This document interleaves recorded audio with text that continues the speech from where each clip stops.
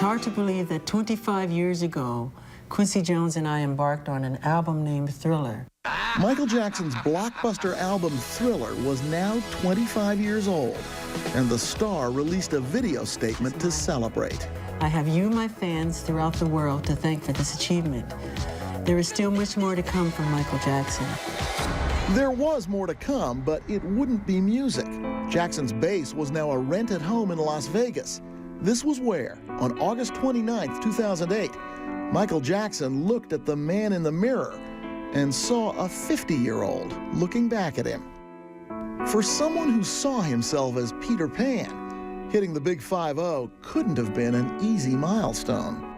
He would look in the mirror, and he had some regrets about some of the mistakes he made when he was in his 30s. You know, some of the plastic surgery that was done. He definitely wished he could have gone back and done it differently. On and off for years, Jackson had been dulling the pains of his life, both physical and emotional, with various prescription drugs. In 1997, he even released a song called Morphine, written after he'd been to rehab, written about a drug that once ruled his life.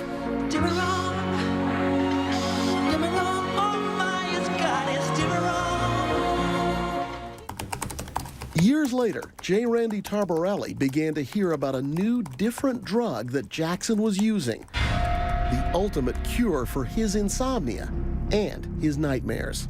The source told me, "You will not believe what Mike is doing right now to sleep." And I said, "Well, what are you talking about?" And he said he's taking an anesthetic. He's actually going under anesthesia. The word propofol wasn't used. Since Jackson's death, propofol has become the most famous anesthetic in America. It should not be administered at home. It should not be administered at home even by a doctor who's experienced. Bruce Goldberger is a professor of toxicology at the University of Florida. It needs to be administered in a clinic or at a hospital where respiration can be supported and where one could be treated if there's an acute reaction to the drug. So if you use propofol any place besides a hospital or surgical setting, what, you're rolling the dice? It's Russian roulette, really. There's a good chance that eventually you're going to lose. But Jackson was about to up the ante. Even though he hadn't given a full concert in more than a decade, in March of last year, Jackson announced a comeback tour, 50 concerts in London, a schedule that might have exhausted a much younger performer. Let's do it one more time. The rehearsal footage in the movie This Is It shows just how tough it was going to be. To get up and sparkle on stage, Jackson needed a doctor he could rely on. Someone like Dr. Conrad Murray. Reporter Gerald Posner interviewed Murray for the website The Daily Beast. This situation with Michael Jackson sort of fell into his lap. Here was somebody that he knew, that he had a relationship with, that he calls a friendship, and that all of a sudden you have Michael Jackson come to you and say, "You can be my tour doctor for the next year at a sum that we've all heard is $150,000 a month." For the cardiologist, it would mean suspending his practice for a once-in-a-lifetime job and a financial windfall that would have come in handy because Murray was stretched thin financially. One of Murray's patients in Las Vegas, Bob Russell, says the doctor was thrilled with the new opportunity. He was so excited. I mean, it was just evident with his excitement and, you know, kind of repeating, "Hey, I'm going with Michael. I'm heading off to Europe." It was just like, you know, a kid ready to do a cartwheel. Man, I'm heading up the mountaintop. And it wasn't long before Russell says he noticed a change in the doctor he had trusted so completely. I think he just got enamored with the star, wow. I don't know how to define that. Michael Jackson had, what, taken your place? Well, yeah, and I can appreciate and understand that. Dr. Murray may have thought he was heading to the mountaintop. Instead, he was on his way to a tremendous fall. Coming up, after giving Michael Jackson propofol, Did Dr. Murray carefully monitor him as he claims? Or was he focused on something else? This is Dr. Murray from Bob. Hi, how are you? New information obtained exclusively by Dateline. When the secret life of Michael Jackson continues.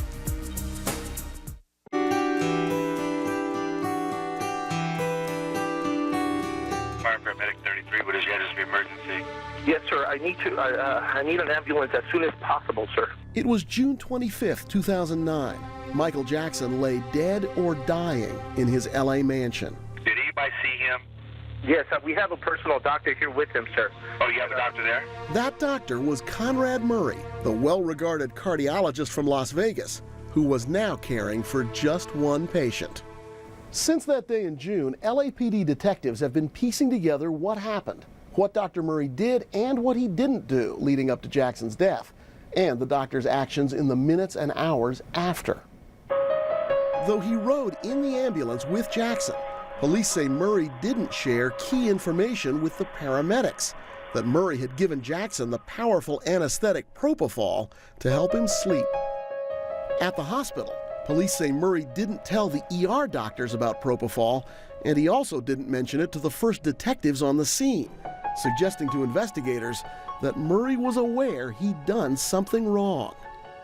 When Murray finally sat down with detectives 2 days after Jackson died, sources say he told them he had at first tried to talk Jackson out of using propofol, but that the singer knew the risks of the drug and insisted on it anyway. According to police, Murray said that by the day Jackson died, he'd been giving Jackson propofol nearly every night for 6 weeks, but said he'd been trying to wean Jackson off of it. According to court documents, Murray laid out a timeline of what happened on that final day, describing a long night of giving drug after drug to one of the most famous entertainers ever, all just to help him get some sleep. That timeline begins with a dose of Valium, also known as diazepam, at 1:30 a.m., which didn't work. Then at 2 a.m., he gave Jackson an anxiety drug called lorazepam, but Jackson was still awake. At 3 a.m., a sedative called midazolam, still nothing. At 5 a.m., more of the anxiety drug. Then at 7:30 a.m., more of the sedative. But Jackson still wasn't sleeping, and Murray said his famous patient was specifically asking for propofol. Some 9 hours after Jackson first went to bed at 10:40 a.m., Dr. Murray gave in and administered 25 milligrams of propofol, a fairly small dose, to Jackson through an IV drip. But investigators say Dr. Murray's story doesn't add up, that the LA County Coroner's Office found concentrations of propofol in Jackson's blood that suggest Dr. Murray gave a lot more propofol to Jackson than the doctor has admitted. The amount of propofol in the blood of Michael Jackson collected at autopsy is a significant amount of propofol. Dateline has learned the results of the coroner's tests for propofol in Jackson's blood and shared them with toxicology professor Bruce Goldberger. It is the amount that you would expect in someone under propofol anesthesia, someone who is unconscious with their respiratory functions supported by mechanical means. Suggesting that Dr. Murray's story to the police isn't supported by the scientific evidence? The toxicological evidence from the coroner's office does not support Dr. Murray's statements of drug administration that early morning of Michael Jackson's death. And that's not the only statement of Murray's that's being called into question. Investigators say Murray told them that shortly after he gave Jackson the propofol, around 10:50 a.m., Murray left Jackson for about 2 minutes to go to the bathroom. When he returned, he saw that Jackson wasn't breathing and began administering CPR. But Dr. Murray's cell phone records tell a very different story, according to the LAPD. They show that during the time that Murray says he was monitoring Jackson, essential for someone under the influence of propofol, the doctor was on the phone, calling a friend, his medical office, and his patient, Bob Russell. Murray got Russell's voicemail. We've obtained the message he left. This is Dr. Murray from Bob. Hi, how are you? Sorry I missed you. Russell says, and Dateline has confirmed, that the timestamp on that phone call is 11:54 a.m. That's about an hour after Murray said he walked into Jackson's room and started CPR, and about 25 minutes before the ambulance was called. So was Murray wrong about the timeline? Or was this message left at almost exactly the time Dr. Murray says he was trying to save Michael Jackson's life? Sources say Murray didn't tell detectives about the phone calls. Just wanted to talk to you about your results of ECP. You did quite well on the study. Listening to the message, Dr. Murray doesn't sound like a man who is dealing with a dying patient. He sounds subdued. Yeah, he did sound subdued. We would love to continue to see you as a patient, even though I may have to be absent from my practice because of an overseas sabbatical. I would certainly argue that the voice of Dr. Murray on your voicemail is too calm and composed for someone who had already gone through what he says he went through when Mr. Jackson died. If anything, he was suffering from a lack of sleep. In all, according to court documents, Murray was on his cell for 47 minutes. Was he sitting there watching Jackson the whole time? Or was he focused on the conversations he was having? Was he even in the same room? Murray's attorney disputes the timeline, calling it police theory. Just how closely Murray was paying attention to Jackson could become an issue at trial. Anesthesiologists are pretty much unanimous in saying that propofol should never be given outside a hospital or surgical setting because patients require close and constant monitoring. Despite that, Dr. Murray admitted giving Jackson propofol with almost no safeguards in place. Jackson was hooked up, sources say, to a pulse oximeter, but not to a heart or blood pressure monitor. There was also no defibrillator available to restart Jackson's heart. Police did find a disposable bag valve device like this one that could have been used to pump air into Jackson's lungs at the scene. Was it Murray's, or did it belong to paramedics? Investigators can't say for sure, and if there is a trial, Murray could claim that the device was his. However, he didn't mention it in his LAPD interview. Since June, Dr. Murray hasn't said much. Speaking for him, his attorney said the doctor never gave Jackson anything that should have killed him. And in November, Murray spoke at his Houston church about what he's been going through. I know what trouble is. Today showed all of the signs of an O.J.-sized story, with Murray's attorneys openly threatening to surrender their client at a police station even if charges weren't yet filed. Prosecutors did not respond.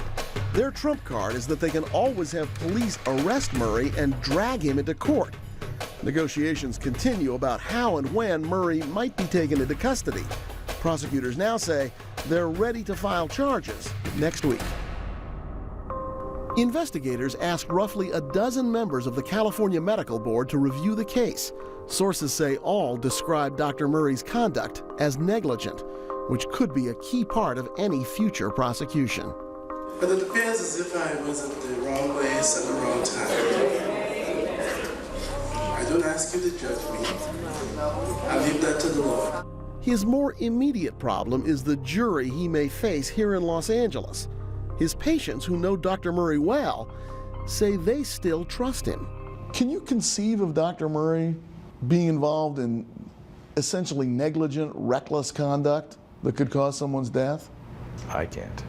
No way. I can't. No, not at all. I'm going to say that I don't want to believe it. It is hard to reconcile the doctor they describe as saving their lives with one who could take a life by giving a patient a potentially deadly drug without the proper safeguards in place, simply because that famously rich, troubled patient asked for it.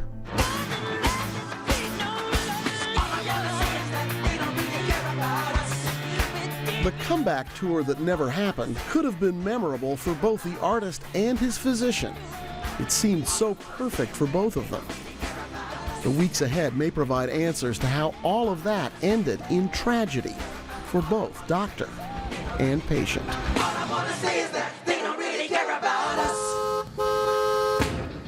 That's all for now. I'm Hoda Kotb for all of us at NBC News.